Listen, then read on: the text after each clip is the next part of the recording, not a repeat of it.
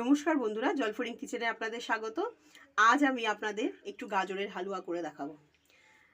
এই গাজরগুলো কিন্তু আমার ছাদ বাগানের টবে হয়েছিল। দেখুন একদম সাইজগুলো ছোট, দেখলেই বুঝতে পারবেন। এই গাজরগুলো দিয়েই আজকে আমি গাজরের হালুয়াটা করব। একদম ছোট্ট ছোট্ট, মানে কতটুকু এই দেখুন, দেখলে বুঝতে পারবেন। একদম ছোট্ট ছোট্ট গাজর, কিন্তু এই গাজরের স্বাদ কিন্তু অপূর্ব। এখানে আমি নিয়েছি এখানে প্রায় 500 গ্রাম মতো গাজর রয়েছে। নিয়ে নিয়েছি এলাচ দানা, নিয়েছি কাজু কিশমিশ, আর ঘি নিয়েছি। এখানে নিয়ে নিয়েছি আটা। অনেকে কিন্তু গাজরের হালুয়াতে আটা দেয় না, কিন্তু আমি আটা দেব। আটা দিলে কিন্তু হালুয়াটা খুব সুন্দর, একটু টাইট হয় আর খেতে খুব সুস্বাদু হয়। নিয়ে নিয়েছি চিনি, আর নিয়ে নিয়েছি এখানে গুঁড়ো দুধ। পুরো ভিডিওটা আপনারা দেখতে থাকুন আমি কিভাবে গাজরের হালুয়াটা করি। প্রথমে আমি গাজরগুলো খুব ভালো করে ধুয়ে খোসা ছাড়িয়ে একটু মিক্সিতে ব্লেন্ড করে নেব। এতে কিন্তু হালুয়াটা মানে দেখতেও ভালো হয় আর খেতেও সুস্বাদু হয়। যেহেতু আমি আটা দেব আর মিলেমিশে যাবে খুব ভালো করে, এই কারণে আমি মিক্সিতে পেস্ট করব। এটা গাজরগুলো আমি এরকম সরু সরু করে কেটে নিলাম, ভালো করে ধুয়ে নিয়েছি।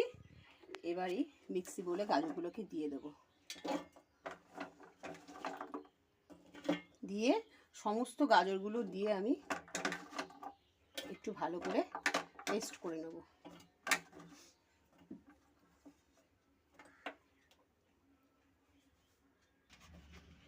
পুরোটা পেস্ট করা হয়ে গেছে। দেখুন এরকম করে পেস্ট করার কারণে হালুয়াটা দেখতে খুব সুন্দর হবে আর খেতেও ভালো লাগবে। এবার আমি পুরোটা ঢেলে নিই।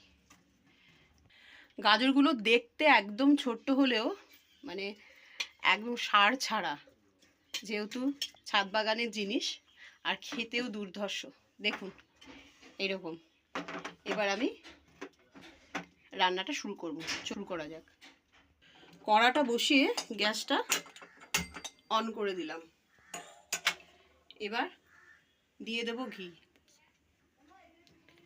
বেশ কিছুটা ঘি দিয়ে দেব। ঘিটা গরম হোক, তারপরে আমি গাজরটা দেব। ঘিটা গরম হয়ে গেছে, এবার আমি পুরো গাজরটা এর মধ্যে দিয়ে দেব।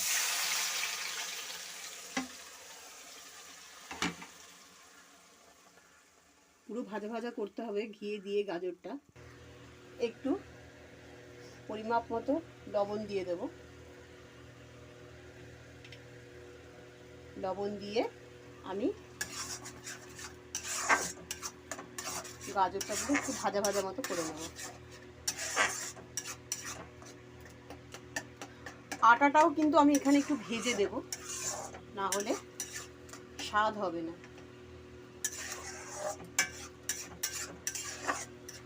প্রত্যেকবার শীতকালে আমি এই গাজরের হালুয়া করে থাকি। আবার অনেক সময় গাজরের সন্দেশও করি। গাজরের সন্দেশটা কীভাবে আমি করি একদিন আপনাদের সাথে শেয়ার করব অবশ্যই। আজকে হালুয়া করে দেখাই। অনেকটা কিন্তু হয়ে এসেছে গাজরটা ভাজা ভাজা। দেখুন অলরেডি তেল কিন্তু ছাড়তে শুরু করেছে।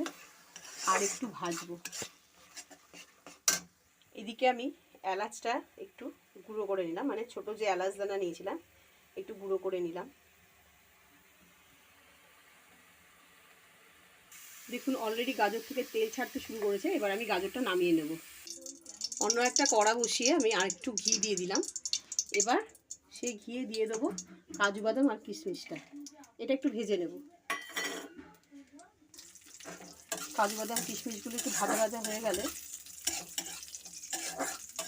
মোটামুটি ভেজে নেব, খুব বেশি ভাজার দরকার নেই।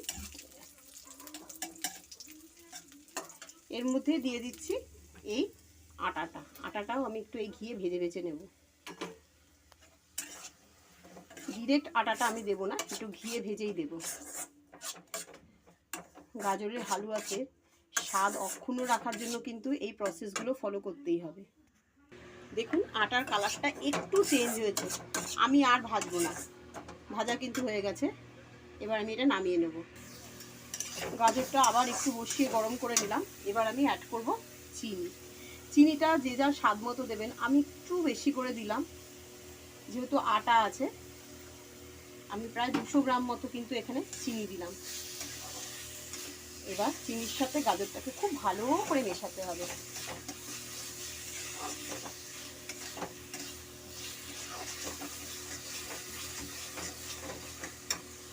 দেখুন রংটা কত সুন্দর এসেছে।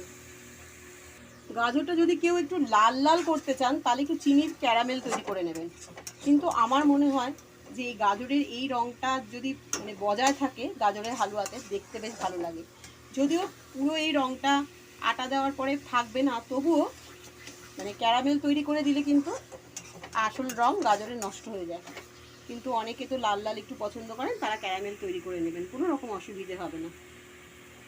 চিনিটা খুব ভালোভাবে মিশে গেছে। এবার আমি অ্যাড করব এই ভাজা আটাটা।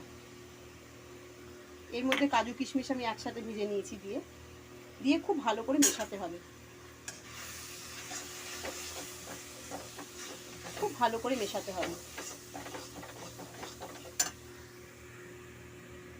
দেখুন আটাটা দেওয়ার পর রংটা এরকম এলো, তবুও গাজরের রংটা কিন্তু রয়েছে। এবার আমি অ্যাড করব শুকনো গুঁড়ো দুধ, এতে স্বাদ দ্বিগুণ বেড়ে যাবে। অ্যাড করব এলাচ দানার গুঁড়োটা, ব্যাস আর কিচ্ছু দেওয়ার নেই। আপনারা যদি পছন্দ করেন যে এর মধ্যে আরেকটু ঘি দেবেন তাহলে ঘি অ্যাড করতে পারেন অবশ্যই, কিন্তু আমি আর ঘি দেব না, যেহেতু আমি দুবার করে ঘি দিয়েছি, প্রথমে গাজরটা ভাজার সময় আবার আটাটা ভাজার সময়, তাই আমি আর ঘি দেব না। এটাকে নেড়েচেড়ে সুন্দর করে আমার কিন্তু হালুয়া রেডি হয়ে যাবে। সুন্দর করে মিশিয়ে দিতে হবে, খেতে তো অসাধারণ হয়।